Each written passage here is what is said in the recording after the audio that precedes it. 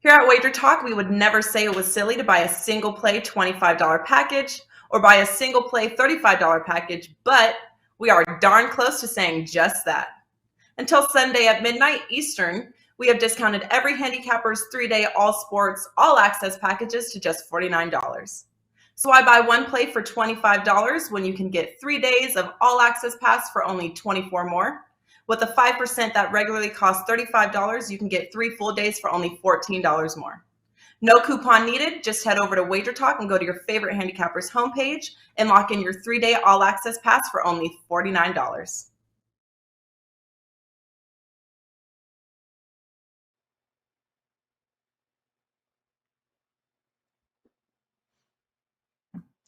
Hey guys, welcome in on a very happy Wednesday here, January the 12th, 2022. And we got some NBA to talk about here tonight. Nice card on tap. And I can't think of three better gentlemen here on a Wednesday to be able to help break these games down and continue their winning ways. As Tony Mejia joining us here today.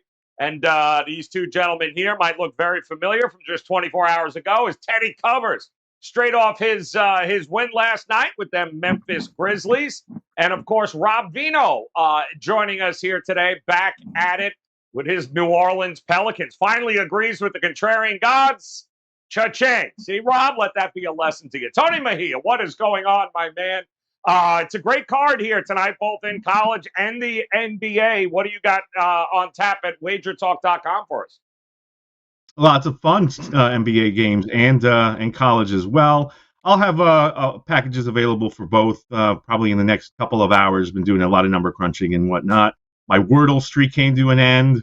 I had a perfect night going yesterday, and then the Nuggets second half happened, although they were up 25 in the third quarter. And I tweeted about how the night looked like it was going to be perfect. And I never do stupid stuff like that, so I kind of brought it on myself. I had my only player prop was Monte Morris going over 12.5 points. So I'm like, oh well, maybe he'll stay in the game long enough to get me that because he was at 11 and they were up 25, and then the roof imploded. So hopefully we will get a better 24 hours going forward starting now. Yeah, kiss of death. Every time you run to social media and start congratulating one side or the other, it's just doomed for you, me. Yeah. Teddy, congratulations, man. Great win last night. Memphis, good call, taking them down as a home underdog there. And I know you got something to follow that up here tonight at WagerTalk and/or sportsmemo.com. Yeah. Tony's talking about when he tweets something out and then the betting gods say don't do it. My team can be up 50 with 3 minutes left in the fourth quarter. And on my spreadsheet, I'm not putting that W in until it goes final, until somebody takes a knee, until somebody dribbles it out. If you watch the last 10 seconds of the Raptors-Suns last night, you know how crazy finishes happen, which ended up being a push for my clients. I hope a lot of guys cashed with plus 4.5 in that game, but I had to release at plus 4. We did win with the Grizzlies last night, so a win and a push, and hopefully some of the clients at least went 2-0 with that report. And I've got a pair of selections up for this evening in NBA action. So we'll see if we can go 2-0 tonight. That eluded us by this much last night. See if we can get there. Still have no idea how they 20 turnovers. They gave up 22 offensive rebounds to Toronto. I have no idea how Phoenix won that game last night. The numbers were mind-blowing. Talk to me here, Rob Vino. What's going on? New Orleans Pelicans, cha-ching last night. Your dog here on that show, contrarian side. Got it done. What do you got in store for us here tonight? Yeah, NBA 4% best bet is up and available right now at WagerTalk.com.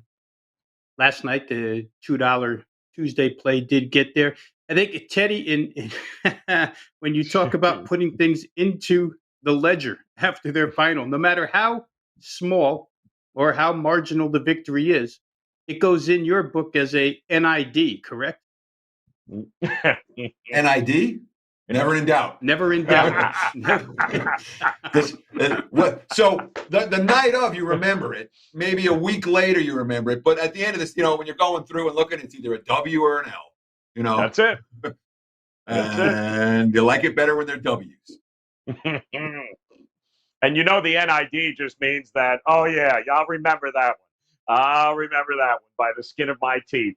Well, let's take a look, guys. Let's start rather with our contrarian play of the day here. Again, nice winner last night with the actually kind of back-to-back now. Started off with the Pacers on Monday, followed up with the Pelicans yesterday, and tonight we're probably not going to see this team in a contrarian spot very often, but welcome in the Brooklyn Nets to the contrarian play of the day, getting two, and they'll be heading to the Chicago Bulls. And let's face it, it has not been a good run here, Tony Mejia, for the Brooklyn Nets. Defense nowhere to be found. Harden missed a game here. They lose to Portland. They're 0-7. So I get it that you'd want to jump all over Chicago here, but can I interest you in the Brooklyn Nets as a contrarian side here tonight? Yeah, you can. I mean, we on Monday gave out Portland, me and my namesake Tony Finn, as I think the dog of the day and probably the best bet of the day, because the Nets had blinders on. They've been looking forward to this late start in Chicago ever since they got Kyrie Irving back. I think it's a statement game for them. I don't know. I mean, look, they all practiced today. Steve Nash wouldn't comment on anything other than saying that they looked very handsome out there. Him being Kyrie Irving with his ankle and Nick Claxton. And the Nets need all three of those guys to come in and play a cohesive Bulls unit at home. Chicago did what it needed to do in terms of getting early last night against Detroit, getting those guys rest in the fourth quarter. Nobody played more than 29 minutes out of their chief rotation guys. So, game on tonight. I think we'll see the two most esteemed teams in the Eastern Conference to date go at it. I've seen what the total has done from 227 to 236, probably with everybody anticipating that the Nets will be at full strength. So you missed all the value on that over if that's the way you're going. I'll say right now, I'm coming in on the under. The Nets actually, before this little stretch where everybody was scoring 115 plus on them, get it defensive end first and foremost. So you kind of tip your hat to Steve Nash for getting those guys to do that. It'll be interesting to see what they do now with Kyrie Irving on board, whether they go back to freewheeling, and we'll find out tonight with that. But a lot of mid-range game tonight as well to back up my under. So contrarian gods, I guess I'll ride with you. I think Brooklyn will care tonight. So getting points, that's a rare instance. I'll go ahead and take those, but I think the better bet is on the under. All right, good stuff there, Teddy. It's I can't blame anybody that looks at this and says, "Who the hell can bet on the Nets?" What do you think, though? Can you bet on the Nets here in this spot tonight? Of course we can. The Nets have been underdogs 5 times this year, and they're 4-1 against the spread in this role. Now, in general, I'm not a fan of backing teams on point spread losing streaks like the Nets are on right now. They've lost their last 7 against the spread. And when you have a team, 2-5 straight up, 0-7 ATS, the last 7 ball games, generally I'm not going to jump in the window to support those type of teams. But every one of those games, the Nets were favored by at least 5 points. Now they're dogs. They're dogs with their full complement of talent, healthy, arguably for the first time all year. And it's not like the Nets have a lot of statement games, but this sure feels like one. Chicago coming off a blowout win against a lesser foe. Last time they played the team that played defense, they lost to Dallas. I wouldn't be surprised if the Nets bring it on the defensive end tonight. Yeah, I'll take Brooklyn plus before I took Chicago minus. All right, there we go. Rob Vino, dare I ask, will you make it 2 days in a row agreeing with the contrarian gods, or are you looking at Chicago in this one? Yeah, as I look in the number, moves a little bit in a couple of places here. I think you can, Joe. Again, I'll be repetitive to what Tony and Teddy said because a lot of my reasoning would follow right along the lines that they just laid out. However, I'm going to say this. You have to be concerned about this Brooklyn travel schedule, which may set up much better for tomorrow at home against Oklahoma City after this game because, the Nets, they get their Sunday game moved to noon Eastern time because they have to travel to Portland all the way cross country the next day. They get beat by Portland in the Pacific time zone. So you go east to west, now back to central, then back to east. They're going to hit all three time zones within 4 days. So maybe just an eye on the openers for tomorrow. You would look at OKC in that instance tomorrow. But here, what Tony said about the Bulls playing limited minutes, it just sets up for a really good game with both sides having all their players. I don't know that the Nets, to tell you the truth, in a 4-on-4 game are all that much better than Chicago, because the big edge for the Bulls becomes Vucevic against Claxton. I think that's a pretty good edge. The other three can hold their own. But I think the Nets here, again, probably the better team. I know that there's been some derogatory talk about their bench, but that bench is, pretty whole right now. They're bringing scorers off the bench. So I'll try the Nets. I'll go contrarian. All right, going to go contrarian in this spot here tonight. And the Brooklyn Nets, guys, that is the way and the area that we're going to look at. +2, and it is a late game, 10 o'clock Eastern time, 9 o'clock Central tonight will be the tip-off in that one. And we'll move along here, guys, and take a look at our featured matchup here tonight, which is an interesting one. Let's take a look at our good friends, right down the road from you guys in the Northeast, I guess, is the New York Knicks taking on the Dallas Mavericks here.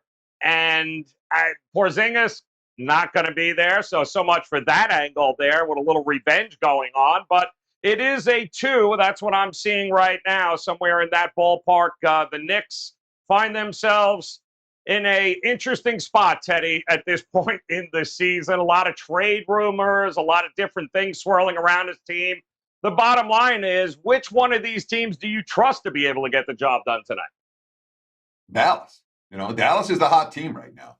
And they've done it quietly. They've done it under the radar. 4 straight wins and covers for the Mavs. 6 straight wins overall, 5-1 ATS during that span. I got them at in their last 9, 7-2 against the number, and straight up in those ball games. So Dallas is winning, and they're doing it on the defensive end. You see the quotes coming out of the Mavs locker room talking about the defensive intensity that's been there of late that wasn't there earlier in the season. Luka, it feels amazing. I think the whole team is playing together, and we are playing great defense.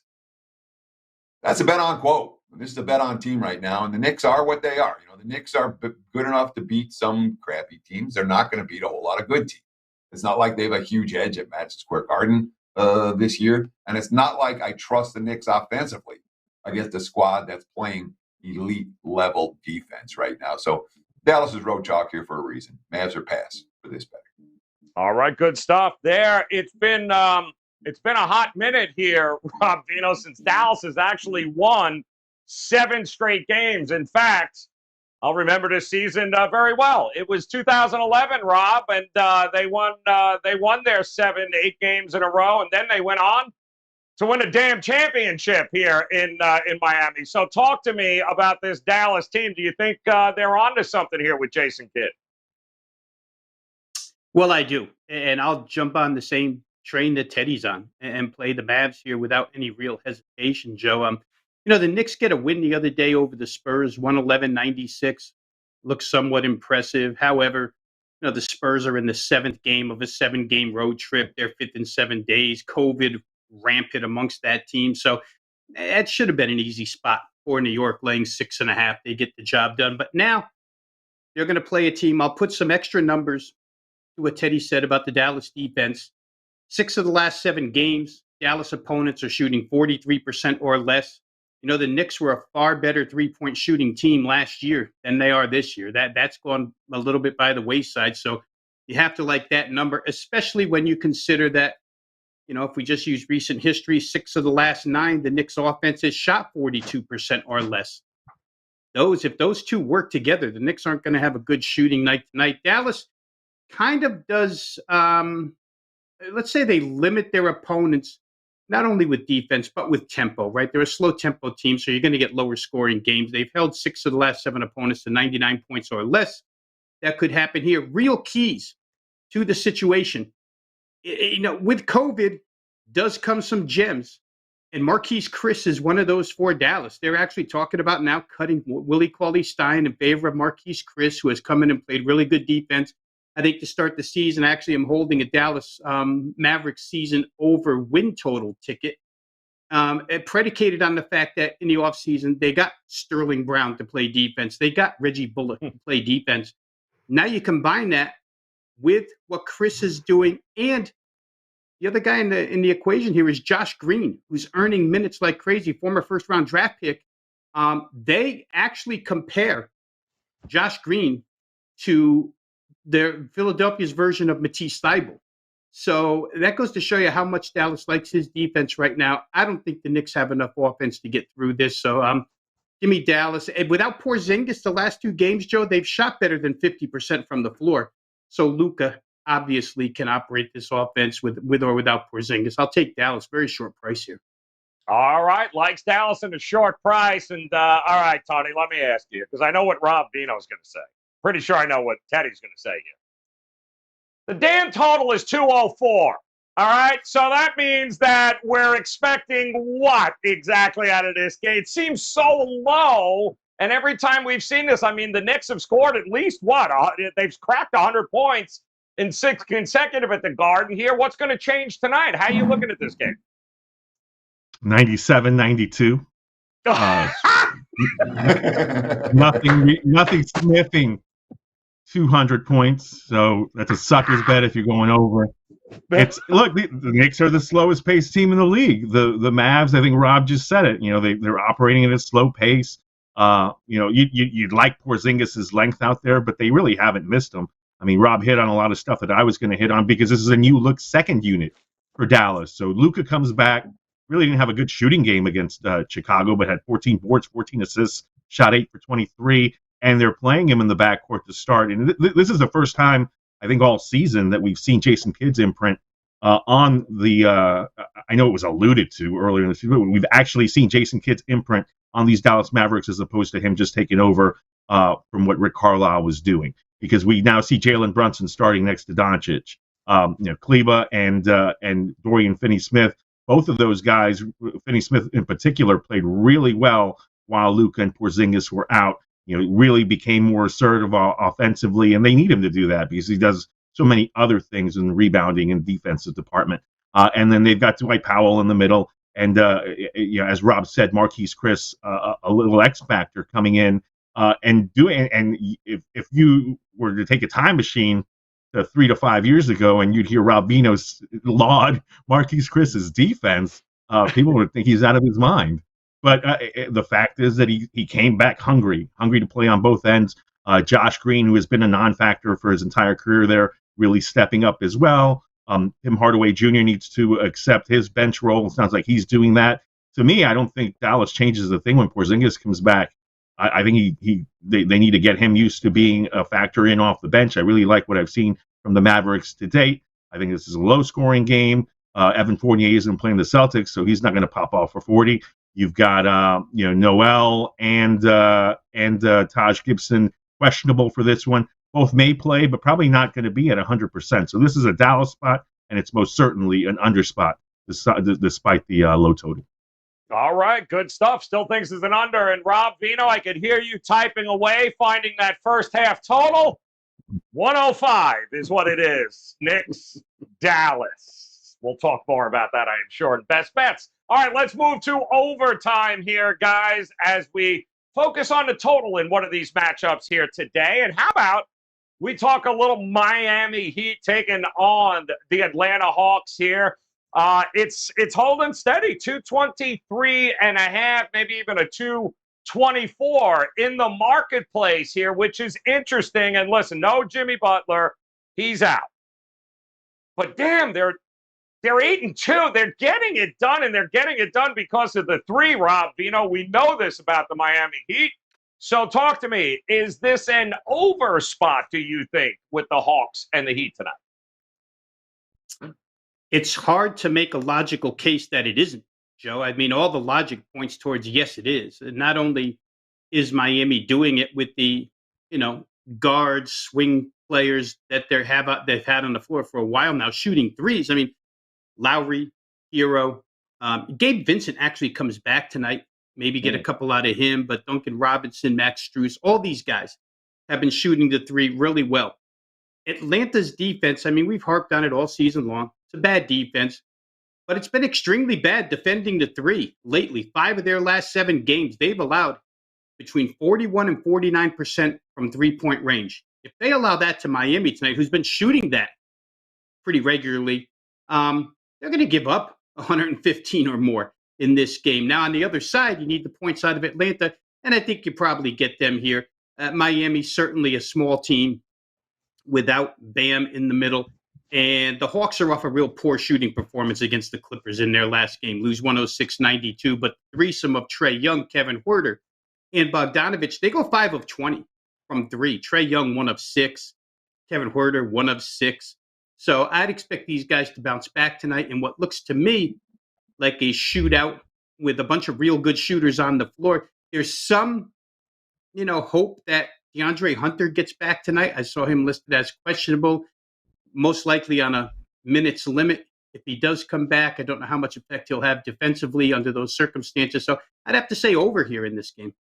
All right, it is over, not for Rob Vino. And by the way, this is the first meeting between these teams. They actually play 3 times over the next week and a half or so here. They'll be back at it on Friday in Miami. So, Tony Mejia, I mean, my goodness, they hit 22 3-pointers against the Suns the last game here. How can you possibly look at an under, or can you? Yeah, I mean, I don't think I'll look at an under. It's over or pass. I may pass, but over has come in 6 straight Miami Heat games, with Jimmy, without Jimmy. Obviously, Jimmy Butler and Bam Adebayo are the best 2 defenders on the team and will not be a part of this one. The Hawks have actually come in under in 2 of the last 3, but before that, 4 consecutive overs. And, I think we'll get John Collins back tonight. But, this is probably going to be a game that's decided from the perimeter.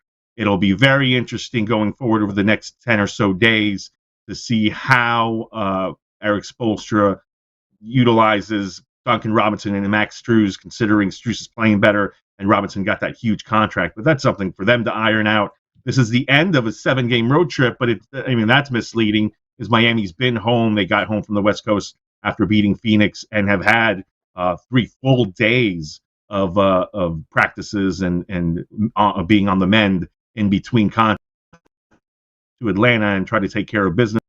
And certainly these games mean a ton to the Miami Heat. They want that division back after Atlanta last season and certainly put themselves in a good position to do that. And the Hawks have helped with their slow start. Atlanta, with what we've seen from them, really wanted to come in and be a strong defensive team under Nate McMillan after what they were able to do once he took over last season and even into the playoffs. But it just hasn't come to fruition. These teams know each other extremely well. So I think we'll probably either get a shootout or a lower scoring game that I want no part of in terms of messing around total-wise. So for overtime purposes, over or pass. Over or pass for you. It's amazing, too. I mean, the Heat, this 24 games here on the road this year. They've been road warriors here, Teddy, and half the time we don't know who the hell's going to be healthy and is playing. But one thing we do know is this team can shoot. They don't care who they put out there. It's unreal. So is it an over or pass for you against this defense of Atlanta? Well, yesterday I came on the show and you guys were trying to talk me into the Suns-Raptors over, and neither one of those 2 teams got to 100. I'm not playing the over in this one either. It's under or pass for this better. And there's a couple of key factors in play. One, Miami is off a game in which they just tied their franchise high with 22 made 3-pointers. They shot 50% from beyond the arc. They don't do that 2 games in a row. You're not going to tie or break your franchise record for 3-pointers tonight. So we can expect some regression from the Heat 3-point shooting this evening. And the quotes coming out of Atlanta, this is an angry team. They're not playing good. They're not a good basketball team right now. They know it. And the quotes coming out of that locker room are, we need to bring the intensity on the defensive end, yada, yada. We've heard those quotes before, but they're not playing at this breakneck pace that we've seen from the Hawks at times in the Trae Young era. They're not up and down. And we saw it against the Clippers the other day where they were, again, it was an odd, weird start time. It was a weird game, but no energy for the Hawks in that contest. on the offensive end. And that's not been unusual for Atlanta lately. It's been all Trae Young and not a whole lot else. So, yeah, I'll go under here. I'm not playing this one up and over. Wait a minute. It's not like the Detroit Pistons the other game that were shooting. Never mind. All right, guys, we'll move Exactly. on. Regression is a coming, is what Teddy is saying. Let's move on to the dog of the night. Let's see what we got, Robert. That's my dog. That's my dog. That's my dog. That's my dog. And anybody got to say anything, you let me know. That's my dog. All right, clean sweep yesterday. Let's see what we got here today from a dog perspective. We've got the Hornets visiting Philly. How about Orlando? Shocker, they're a dog here. We have the Indiana Pacers, the New York Knicks, the Miami Heat. The Houston Rockets. Nobody's going to take them. The Cavaliers are back to being a dog finally. The Sacramento Kings taking on the Lakers, and our contrarian play there, the Brooklyn Nets getting 2 on the road in Chicago. Tony Mejia, start us off, man. Which one of these dogs would you make your own tonight? Give me the Boston Celtics getting points at Indiana. We'll see if Malcolm Brogdon comes back from his Achilles. Chris Duarte, congratulations on the baby girl. He should be back from the paternity leave. Karis LeVert, reconditioning. And same thing with Goga Bitadze. That's a lot of moving parts. And we've seen Sabonis. I mean, these teams just saw each other. Sabonis had an awful shooting day, but did come up with 22 rebounds. And you've got the Boston Celtics who are missing Marcus Smart, but they'll plug in Dennis Schroeder. And what we've seen from is Boston favored? Let the record reflect. You're picking a hell of a favorite. I mean, the chalk is just flying all over. I misread it. Well, since I like almost every other dog tonight, wait a minute. How in the hell did Teddy Covers remain silent for that entire spiel? How is you guys let me go on and on? Thank you, Bill. Thank you, Bill, for coming to the rescue. I will then very quickly say that I think Charlotte will give Philadelphia a game tonight, and then I will defer to Teddy and Rob. Oh my God, I can't. We do have pre-show where I put the Boston Celtics. Somebody could have told me that. It was so funny because I'm looking at. I'm like, wow, did it flip? I'm like, all right, no problem, we got it. Bottom line, Charlotte +5 over Philly. Teddy, pick an actual dog for us here tonight. Which one you going at? This one, I mean, Orlando stands out like a sore thumb to me because here's 2 angles for you for the Washington Wizards. All right. Wizards as favorites of 5 points or higher this year, 6 tries, 1 point spread cover. That certainly stands out. And I got an even better one for you. Wizards against a team with a losing straight up record, last 13 tries, 1 point spread cover. That is a track record worth fading. And Orlando keeps losing. All right. They also keep covering. The last 5 games, they've lost them all. But 4 of the 5 losses coming by 5 points or less. I think the Magic give them a game tonight. Give me Orlando +2 points. Boom! I just do not understand the love with the Wizards, man. All right, come on, talk to me here, Rob. Vino, Orlando. Teddy ran all over your Orlando Magic. So come on, talk to us. Which one you going with here tonight? Which dog? Well, first of all, we let Tony Mejia go on and on and on because I wanted to hear what he had to say. Maybe I want to play Boston for myself so let him talk. Let him give me reasons to go to the 1% well here and make a play on that game. I love it. And then he came back with Charlotte, which I probably would have come back with. So let me do this, Joe. Let's do this 2 days in a row. Let's double down on these contrarian gods. I think Brooklyn plus the points. I'm expecting them to win this game outright. I don't see a better dog on the board, to tell you the truth. There's been some movement in that Cleveland game. Don't really understand why. It's against Utah. But I do like Brooklyn. We've given a bunch of reasons here. I think if there's one game that they have to get out of this set between tonight and tomorrow, it's this one. I look to play against them tomorrow, but I'll be on them tonight. So give me Brooklyn +2. All right. Love it. There it is. If it ain't broke, don't fix it. A fantastic angle from Rob Vino there. backing the Nets. All right, guys, there we go. Now it is time, of course, for our buzzer beaters here. Just a quick 60 seconds for a best bet. And you need a second, Tony Mejia, or you all right? You can start us off. You know which, you got it? All right, good. Tony Mejia, 60 seconds on the clock. Best bet tonight. Where are you going, man? Did you guys hear I like the Boston Celtics tonight? Was it a favorite or underdog? Yeah, just couldn't contain my excitement with that one. Also want you guys to keep track of what's going on in San Antonio tonight. The word is that Keldon Johnson, Vassell, and Derek White will all go through warm-ups after clearing protocols. If that's the case, then you want to pull the trigger on San Antonio. But since there's some uncertainty there, let me double down on the Dallas Mavericks, which we've already talked about. We were winners with our best bet with the New York Knicks the other night as they sent the visitors home on the Spurs after a 7-game road trip. So that was a great spot for them. This is not a great spot. Dallas comes in really playing good basketball. And although I am concerned that RJ Barrett might give Luka Doncic some issues on the defensive end because he really is a lockdown defender, I think there's enough around Doncic to get the job done in New York. Give me the Mavericks laying against the Knicks. All right, boom! Taking Dallas at the Garden there, taking on the Knicks here tonight. Teddy, 60 seconds, my man. Which way you looking here tonight? Well, let's go to that Pacers-Celtics game that Tony likes so much and take a look at the total in this one. These two teams just met. They just went to overtime. And despite going to overtime, the game stayed under the total by 13 points. Now it's a rematch. Sometimes people expect something very different to happen in the rematch. And yes, Pacers missed some bunnies in that game. And yes, the Celtics missed some bunnies in that game. But when you look at number one, when you look at the quotes from Boston right now, that's a team that I think the first time all year I've seen positive quotes from the Celtics. They're talking a lot about bringing it on the defensive end of the court. Indiana not controlling pace against anyone they play. Boston's not lighting up the scoreboard. Their last 5, the most they've gotten in regulation is $5 in those games.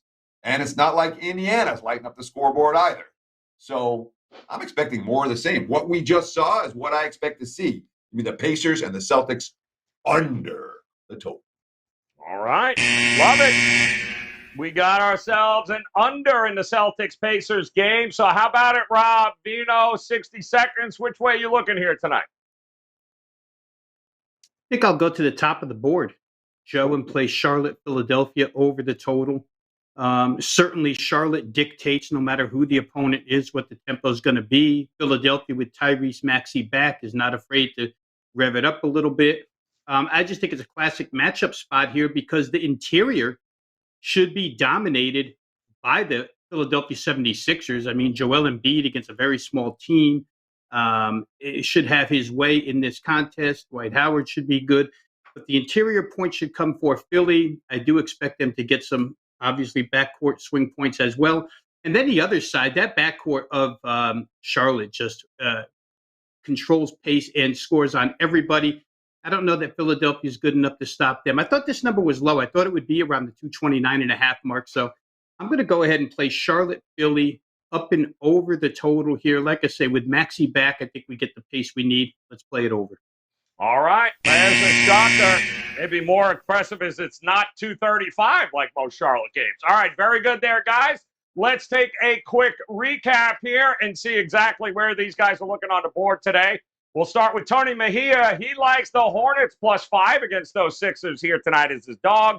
He's back in Dallas to get it done against the Knicks here, laying that 2.5. Teddy, don't expect a whole lot of offense tonight in that rematch Celtics-Pacers under 210.5, but does like that Orlando Magic team getting 6 here, while Rob Vino, he's going to double down for a second night in a row. Give him the Brooklyn Nets +2 and the Hornets 76ers over that 225 number. And, of course, that contrarian play, the Nets +2, 10 p.m. Eastern time tip there against the Chicago Bulls. And all of these guys, they've got their best bets locked and loaded right now, guys.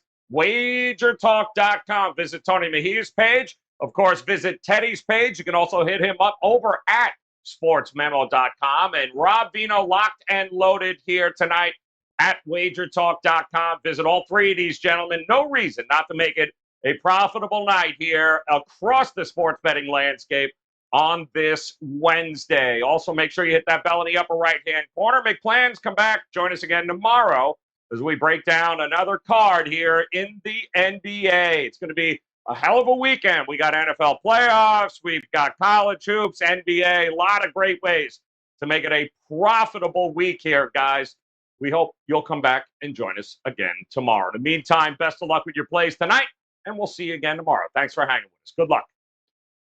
Here at Wager Talk, we would never say it was silly to buy a single play $25 package or buy a single play $35 package, but we are darn close to saying just that. Until Sunday at midnight Eastern, we have discounted every handicapper's 3-day all sports, all access packages to just $49. So why buy one play for $25 when you can get 3 days of all access pass for only $24 more? With the 5% that regularly costs $35, you can get 3 full days for only $14 more. No coupon needed. Just head over to WagerTalk and go to your favorite handicapper's homepage and lock in your 3-day all access pass for only $49.